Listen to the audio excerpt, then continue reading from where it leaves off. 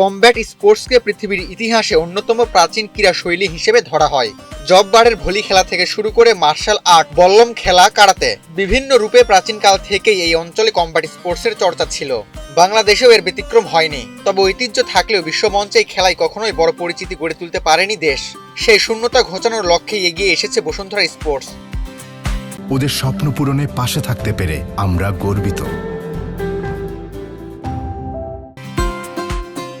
ক্রীড়া উন্নয়নের অগ্রদূত বসুন্ধরা গ্রুপ আনুষ্ঠানিকভাবে বসুন্ধরা স্পোর্টস সিটিতে উদ্বোধন করেছে জুলকান indoor arena.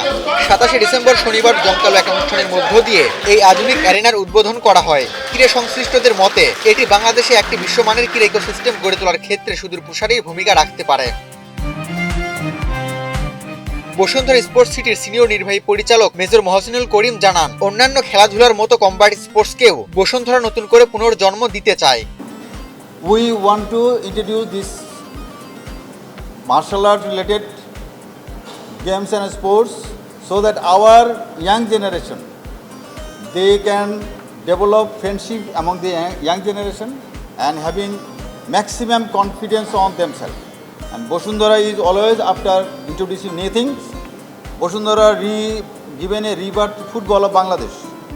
We are going to giving a rebirth of hockey, skating, swimming, what and what not. We have got about 22 facilities in our Bosundhara Sports complex, and this is the new introduction, and we are very confident that it can create a biggest so far in Bangladesh, biggest vibe among the young generation.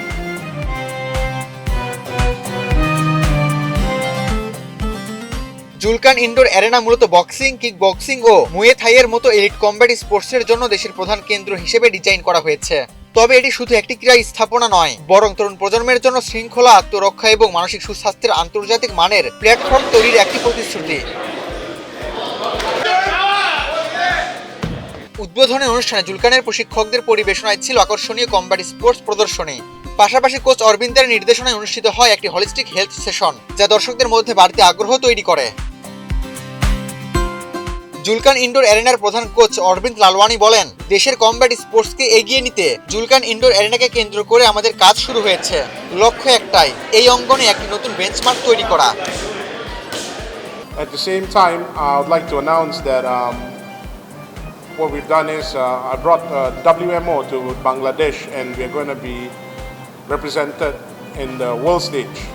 So the next steps, we're going to build a team to represent us at the Asian Championships, which will be in May. So right now, Zalkan Indoor Arena, we are officially partnered with WMO, and we're going to be bringing WMO titles as well.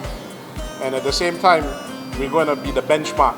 We're going to be making shows, we're going to do seminars and such. We're going to bring a world-class talent. So that's what the goal is.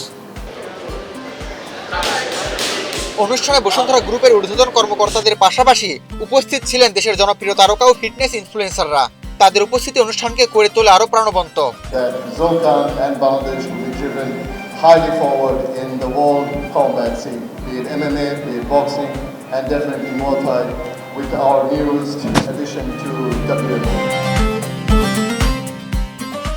Abu তালহা, বাংলাদেশ প্রতিদিন।